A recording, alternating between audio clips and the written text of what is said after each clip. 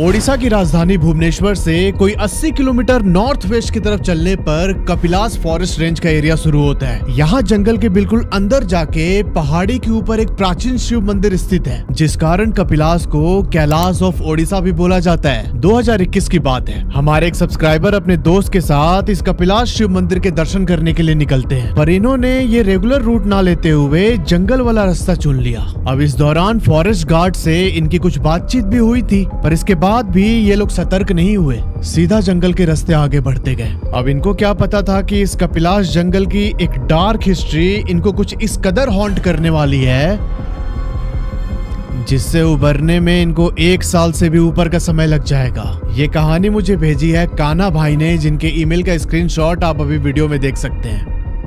कान्हा भाई ओडिशा के केंद्रपाड़ा जिले के रहने वाले हैं। 2010 की बात है, जब कान्हा क्लास 5 में थे, तब इनके परिवार में कुछ प्रॉब्लम क्रिएट हो जाती है, जिस कारण उन्हें अपनी पढ़ाई कंटिन्यू करने के लिए अपनी मौसी के घर जाना पड़ा। इनके मौसी का घर कटक शहर के अनंतपुर गांव में पड़ता है।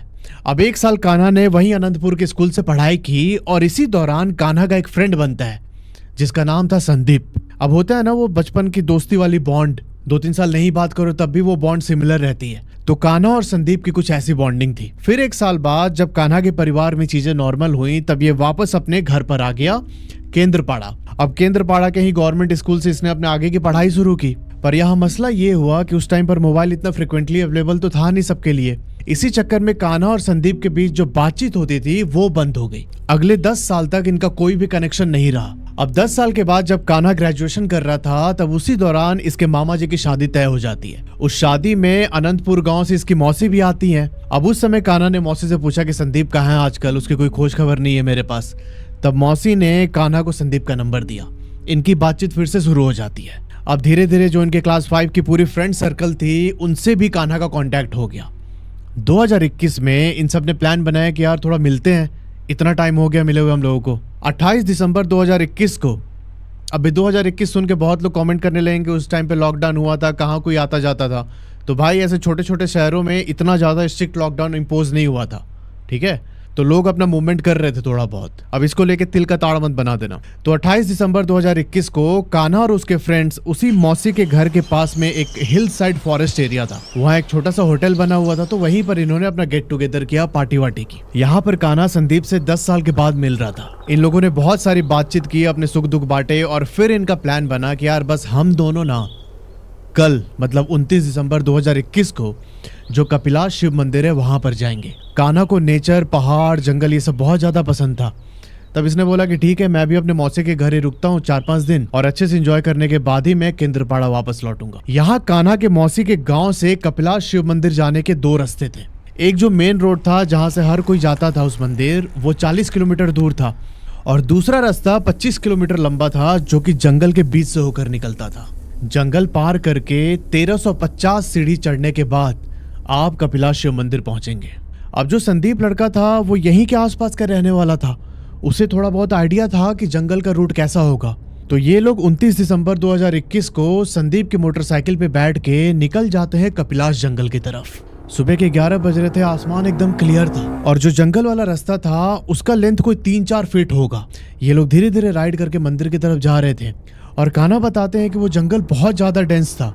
मतलब हम एकदम धीरे धीरे रोड पे चल रहे थे, और जंगल के बिल्कुल अंदर से जब हमने थोड़ा सा कंसंट्रेट किया तो हमें हाथियों की आवाज सुनाई दे रही थी। इनका प्लान ये था कि यार जल्दी जाके मंदिर में दर्शन करके 4 बजे तक हम वापस आ जाएंगे। पर प्लानिंग के हिसाब से ही अगर सब कुछ हो जाता तो ये कहानी कैसे बनती। जंगल के अंदर 10 किलोमीटर राइड करने के बाद धीरे धीरे पहाड़ी रास्ता शुरू हो जाता है। ये लोग जैसे ही जंगल पार करके उस पहाड़ वाले रास्ते पर चढ़े, अचानक मौसम बदल गया। आसमान में काले बादल छा गए और एकदम घनघोर बारिश होने लगी। इन्होंने अपने साथ कोई छाता वाता नहीं लिया था। जैसे तैसे भीगते हुए जब ये लोग 300-400 मीटर और आगे गए, तब इन्हें एक छोटा सा मैदानी एरिया दिखाई पड़ता है, जहां पर 4-5 घर बने हुए थे। वो शायद जो वहां के ट्राइबल लोग थे उनका घर था। अब हर घर के बाहर गाय रखने के लिए एक शेड बना हुआ था। तो ये लोग फिलहाल उसी शेड के अंदर जाके खड़े हो जाते हैं, और खड़े होके बारिश के बंद होने का वेट करने लगे दोनों।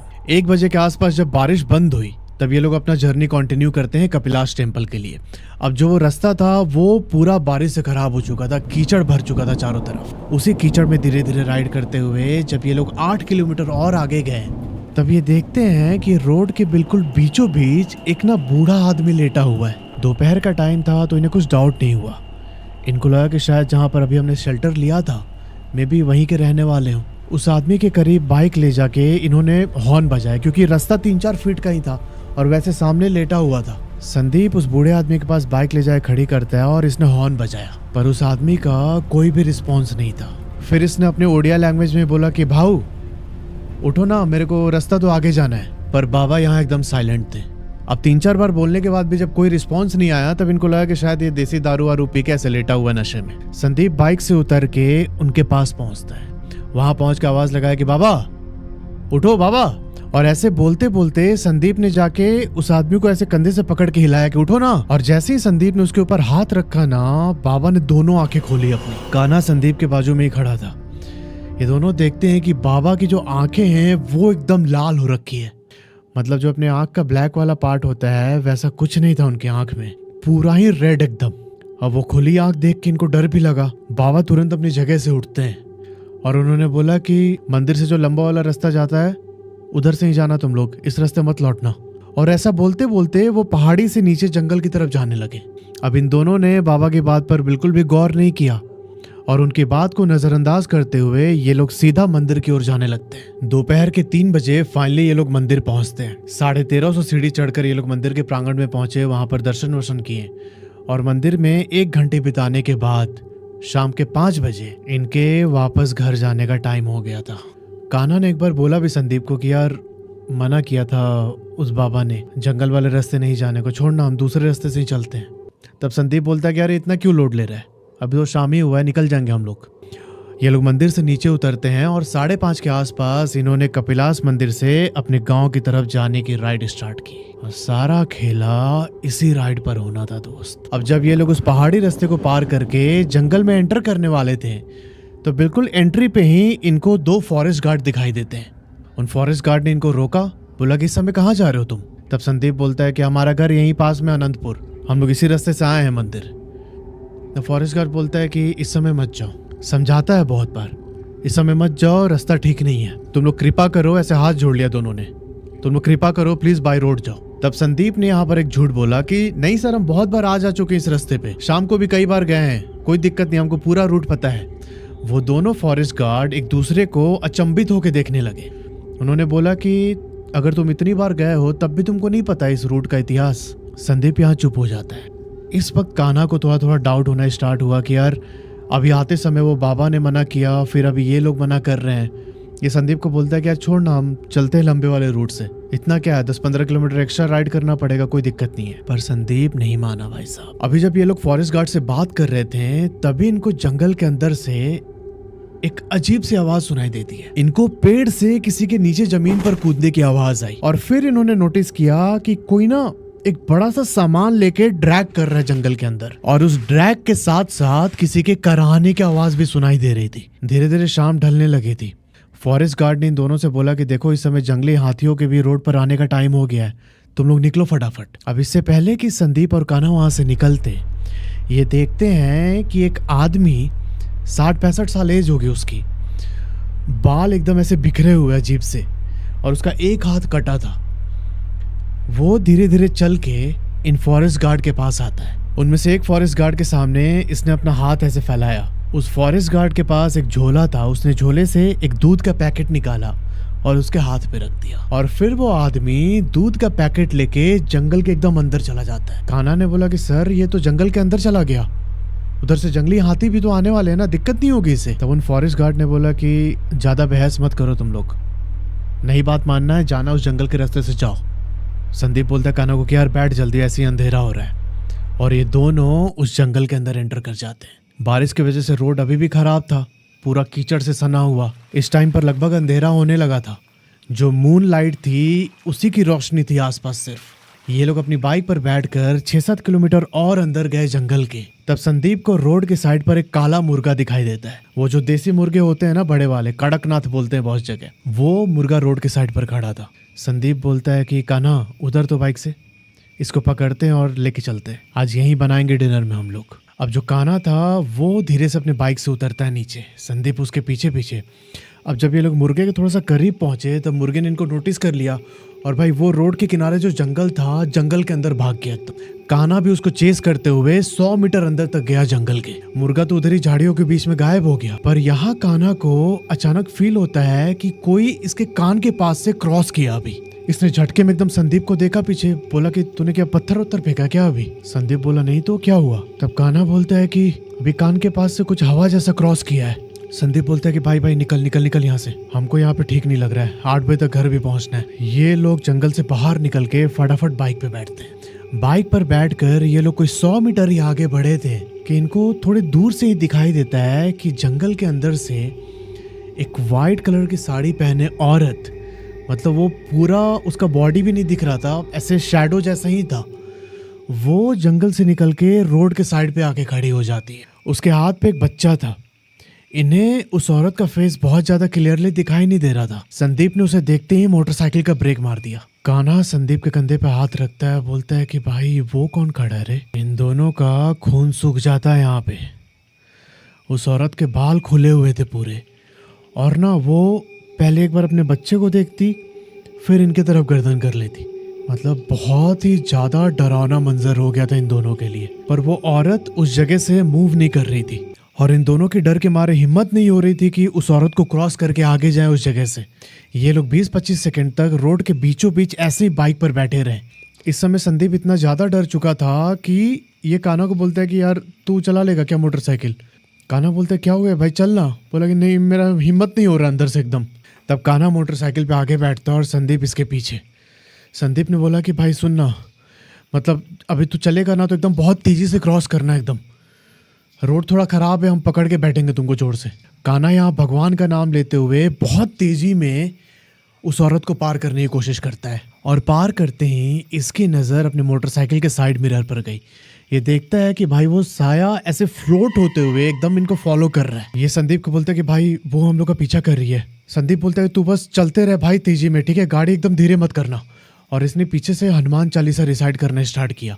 कान्हा की पूरी नज़र अपने साइड मिरर पे ही थी और वो औरत लगातार इनको फॉलो कर रही है। यहाँ पर 7:30 बज चुके थे और जंगल के दोनों साइड से जानवरों की आवाज़ आ रही है इनको। कान्हा का पूरा यहाँ एड्रेनलिन रश हो रहा है उस औरत को देख के, और इसी चक्कर में इसने अपने मोटरसाइकिल से बैलेंस खो दिया। सामने एक बड़ा सा गड्ढा था, इनकी मोटरसाइकिल सीधा उस गड्ढे के अंदर गई और जो आगे वाला टायर था वो उस गड्ढे के कीचड़ में फंस जाता है। कान्हा ने बैठे बैठे मोटरसाइकिल को निकालने की बहुत कोशिश की पर कोई फायदा नहीं हुआ। ये दोनों मोटरसाइकिल से नीचे उतरे और आगे पीछे पूरा देखा कि वो औरत कहाँ है, पर यहाँ पर वो औरत इनको दिखाई नहीं दी। ये दोनों थोड़ा रिलैक्स होते हैं कि भाई चलो फाइनली पीछा छूटा। इन दोनों ने मिलके जैसे तैसे टायर को बाहर निकाला गड्ढे से, पर यहाँ इनकी मोटरसाइकिल स्टार्ट नहीं हो रही थी। किशन ने बहुत बार ट्राई किया पर कोई फायदा नहीं हुआ और इसी बीच संदीप पीछे से किशन को पकड़ लेता है जोर से और पकड़ के बोलता है कि भगवान रक्षा कीजिए, हमारी रक्षा कीजिए। किशन बोलता है क्या हुआ? तो संदीप ऐसे पॉइंट आउट करता है रोड के साइड वाली पेड़ की तरफ। किशन ने अपना सर ऊपर किया भाई और ये देखा कि वो 20-30 फीट ऊंचा पेड़ था और पेड़ के टॉप पे बैठ के वो सेम औरत इनकी ओर घूरे जा रही है। यहाँ पर उसका फेस क्लियर दिख गया इन दोनों को, और भाई उसका कोई फेस था ही नहीं। फेस की जगह एक पूरा हॉलो स्ट्रक्चर था। इन दोनों के डर के मारे जो हालत खराब हुई, लोग कितना भी कोशिश करे बाइक स्टार्ट ही नहीं हो रही है। मैं भगवान से बहुत रिक्वेस्ट की, हाथ जोड़ा एकदम। अभी इनके अंदर ठंडे लहर का समंदर उठ रहा था। एक तो बाइक स्टार्ट नहीं हो रही और ऊपर से वो औरत लगातार इनको घूरे जा रही थी। ये दोनों बाइक से उतरते हैं और किशन बोलता है कि संदीप पीछे से धक्का दे, हम लोग ड्रैग करके बाइक को लेके जाएंगे जंगल से बाहर। पर ये लोग जैसे ही बाइक से नीचे उतरे ना, संदीप का पैर कांपने लगा बहुत जोर से और ये वहीं बाइक के पास नीचे बैठ गया। किशन बोला क्या हो गया भाई? बोला कि भाई मेरे से खड़ा ही नहीं हुआ जा रहा है, मेरे पैर में एक अजीब तरीके से दर्द हो रहा है। अभी किशन यहाँ संदीप को कुछ समझाता कि इन्होंने नोटिस किया कि वो जो औरत है वो पेड़ से नीचे उतर रही थी धीरे धीरे। अब यहाँ किशन भी डर के मारे एकदम रोने लगा। इसने अपने आंखें बंद कर ली और भगवान का नाम लेने लगा। संदीप ने अपने दोनों हाथ मोटरसाइकिल के सीट पे ऐसे रख के और अपने पूरे फेस को ऐसे ढकने की कोशिश कर रहा था। वैसा होता है ना कि डर लगता है तो हम कोशिश करते हैं कि कंबल डाल ले ऊपर या तकिया रख ले मुंह पे, ताकि वो डर हमें पता ना चले। 5-7 सेकंड ही हुए थे इनको आंख बंद किए हुए और इन्हें अपने बिल्कुल बाजू से छोटे बच्चे के रोने की आवाज़ आने लगी। बच्चे की आवाज़ सुन के जैसे ही इन्होंने आंख खोली अपनी देखने के लिए, तब ये देखते हैं कि इनके मोटरसाइकिल के बिल्कुल पास रोड के साइड पर वो औरत ऐसे जमीन पे बैठी हुई है और उसका मुंह पूरा खुला है भाई, बहुत भयानक तरीके से। ऐसा लग रहा था कि वो कुछ चीखने की कोशिश कर रही है पर इनको कुछ सुनाई नहीं दे रहा था। और वहीं उसके गोद में वो बच्चा रो रहा था। इनका एड्रेनलिन एकदम पंप कर रहा था जोर से। और ऐसा होता है ना कि जब मुसीबत पड़ती है तो हम अपना पूरा जोर लगा देते हैं। इन्होंने भगवान का नाम लेते हुए मोटरसाइकिल को ड्रैग करके बहुत तेजी से वो वाला स्ट्रेच पार किया। अब उस जगह से जब ये लोग 200 मीटर आगे गए तब इनकी मोटरसाइकिल फिर स्टार्ट हो जाती है। गाड़ी की स्पीड एकदम तेज करके ये लोग वहां से निकलने की कोशिश करने लगे।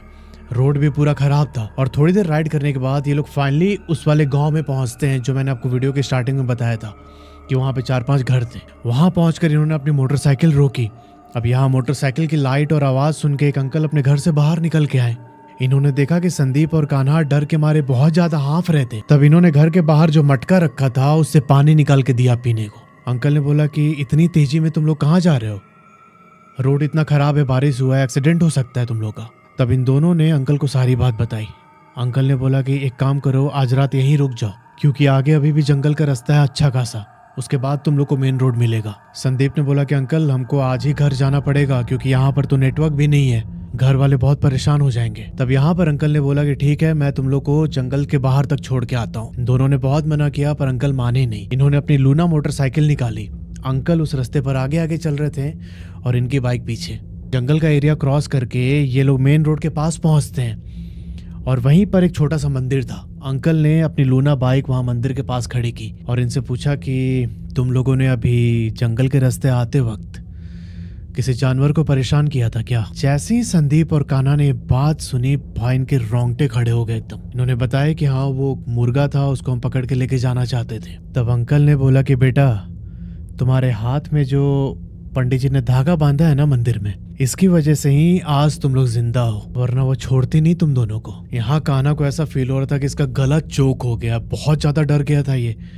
इसने पूछा अंकल से कि क्या हुआ था अंकल, कौन थी वो? तब अंकल ने इन दोनों को एक बहुत ही डार्क हिस्ट्री बताई उस जंगल की। उन्होंने बोला कि आज से 10-15 साल पहले इस कपिलाश जंगल के अंदर बहुत ज्यादा शिकार हुआ करते थे। यहाँ पर हाथियों की संख्या बहुत अधिक है, तो उनका जो दांत होता है हाथी का, उसके चक्कर में यहाँ पर अक्सर इलीगली हाथियों को मारा जाता था। और इसी दौरान एक शाम जब कुछ शिकारियों का ग्रुप यहाँ पर आया था जंगल में हाथियों के शिकार के लिए, तब उस समय जहाँ पर ये लोग छुपकर हाथी को मारना चाहते थे वहां इसी गांव की रहने वाली एक औरत पहुंचती है। औरत अपने बच्चे को लेकर उस एरिया को क्रॉस कर रही थी और जब इसने देखा कि ये शिकारी हाथी को मारने के लिए खड़े हैं तब इसने बोला कि यहाँ से चले जाओ नहीं तो मैं फॉरेस्ट ऑफिसर को बता दूंगी जाके। तब जो इनमें से हेड था शिकारियों का वो औरत को धमकी देने लगा कि चुपचाप चले जाओ यहाँ से, और मुंह खोला तो तुमको जान से मार देंगे हम लोग। अब होता है नहीं कैसे ट्राइबल इलाके में वनस्पति को, जानवरों को पूजा जाता है, तो भाई हाथी तो पूजनीय था उनके लिए, इसीलिए वो खड़ी हो गई कि नहीं मैं नहीं जाऊंगी जब तक तुम लोग यहाँ से नहीं जाते हो। तब उस शिकारी ने बंदूक निकाली इसको मारने के लिए। जब इस औरत को मारने के लिए उसने बंदूक तानी तो इसी शिकारी का एक दोस्त इसका हाथ जाकर पकड़ लेता कि यार ये ठीक नहीं है। अब इस समय शिकारी को इतना गुस्सा आया कि उसने बड़ा सा एक कटारा जैसा रखा हुआ तो लकड़ी काटने वाला, वो उठा के उस आदमी के हाथ पर मार देता है और उस आदमी का हाथ कट के वहीं नीचे लटक गया। इसके बाद उस शिकारी ने औरत को गोली मारी और वो औरत वहीं पर मर गई। ये देख के जो शिकारी का दोस्त था वो बच्चे को बचाने के लिए जाता है, तभी शिकारी ने जो उसका हाथ लटक रहा था उसको खींच के अलग कर दिया और फिर बच्चे को भी गोली मार दी। उस रात उन्होंने अपने मनमानी तरीके से शिकार किया हाथी का, पर इनको बिल्कुल भी आइडिया नहीं था कि कितनी बड़ी गलती कर दी है इन लोगों ने। ये शिकारियों का ग्रुप वापस अपने घर चला जाता है, पर इस घटना के 7-8 दिन के बाद ही जो वो शिकारी के दोस्त ने औरत को बचाने की कोशिश की थी वो वापस यहाँ पर आता है और उसने गांव वालों को बताया कि मुझे बहुत सपना आ रहा है उसका, औरत का बार बार, और मतलब मैं बहुत ज्यादा बेचैन हूं अंदर से, इसलिए मैं दोबारा यहाँ पर आया हूँ उस औरत के आत्मा से माफी मांगने।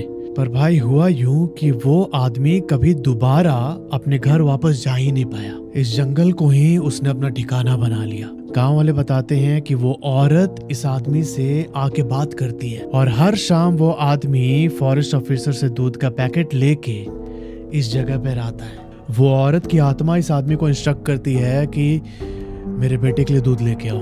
और अब 10-15 साल होने के बाद भी ये सिलसिला जारी है। कोई भी ऐसे अगर जंगली जानवरों को परेशान करने की कोशिश करता है यहाँ पे, तब उस औरत की आत्मा एक ढाल बन के उसके सामने खड़ी हो जाती है। ये सब सुन के इन्होंने भगवान को थैंक यू बोला कि इनकी जान बची, और रात के 9:30 के आसपास ये लोग घर वापस पहुंचते हैं। पर वो घटना कान्हा को बहुत ज्यादा इम्पैक्ट कर रही थी। इसे भी करीब 1 साल तक सपना आता रहा। फिर कान्हा दोबारा गया उस जगह पे, इसने जाके हाथ जोड़ा, माफी मांगी उस औरत से और जो वनस्पति है उन सब से। वहाँ एक पेड़ के ऊपर लाल धागा भी बांधा इसने, और तब जाके धीरे धीरे कान्हा पूरी तरीके से रिकवर हुआ। तो यार ये एक थ्रिलिंग स्टोरी थी उड़ीसा से। अगर आपके जानने में भी ऐसी कोई घटना हुई है तो नीचे जो ईमेल आईडी आ रहा है उस पर अपनी कहानी मुझे भेज सकते हैं। मिलते हैं आपसे अगले वीडियो में, तब तक के लिए अपना ध्यान रखो और हर हर महादेव।